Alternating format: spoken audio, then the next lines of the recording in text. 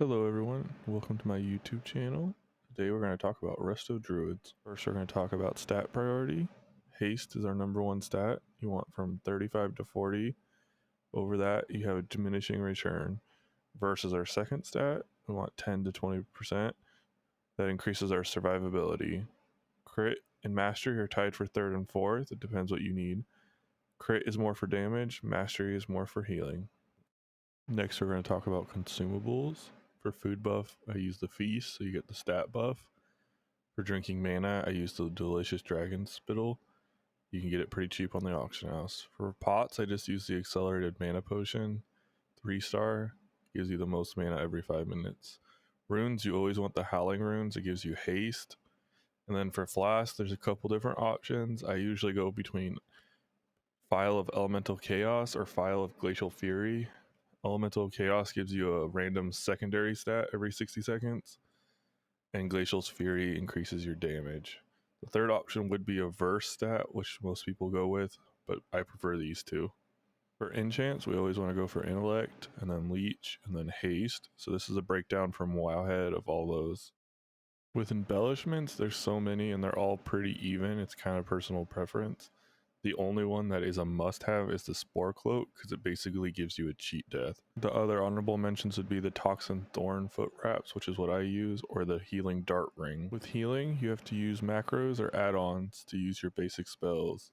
This is because you don't want to click your target every time you want to cast a heal on them. A good example of mouse over macros would be Rejuve, Regrowth, Sunfire, Moonfire. If you leave the icon symbol as the question mark and leave show tip blank, when you insert the spell at the end, it will change the question mark to that said spell. Make sure to include the double bracket at the end, because this tells the programming to cast the spell as normal if there is no mouse over target. Here's a quick breakdown of all the macros I use. They're a little older model, so they don't match what I was just talking about.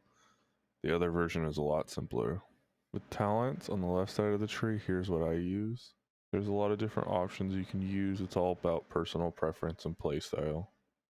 The right side of the tree is a little different. We're kind of locked into this Life Bloom build. We focus a lot of our talents around Life Bloom and Regrowth. Not everyone takes Reforestation at the bottom, but it is my personal favorite, and I love the bursty window it provides. Life Bloom is our number one priority. We want this on 2 targets at all times. It provides the most healing, and every regrowth we cast, it duplicates a regrowth on the Life Bloom targets.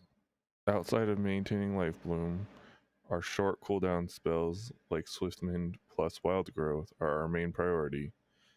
We want to keep all of these spells off cooldown as much as possible, and you spam them the moment they come off. For our long spell cooldowns, I usually send Nature's Vigil plus Flourish the moment it comes off cooldown, and Convoke Spirits as soon as it comes off cooldown.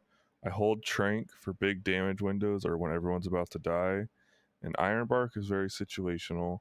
On some tanks, I use it at the beginning of every pull. Other fights, I save it for the DPS that's about to die.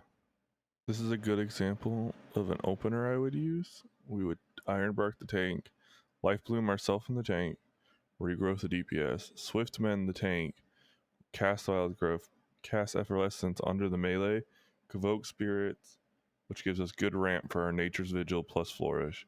Then we begin to fill with Regrowth Rejuve, Regrowth Rejuve. This is a list of helpful hints I came up with. Always have 2 Life Blooms up. Make sure your short cooldown spells are always being used on cooldown. Regrowth targets that don't have Life Bloom on them. And after every spell that has a cast bar, cast an instant spell after, such as Regrowth followed by Rejuve. It saves you on a global cooldown. Once you guys are more familiar, you can start throwing out Sunfires and Moonfires at the beginning of pulls to provide some damage. Thanks everyone for watching my beginner guide to Resto Druid Mythic Plus. I hope you enjoyed. Leave comments down below and have a happy day.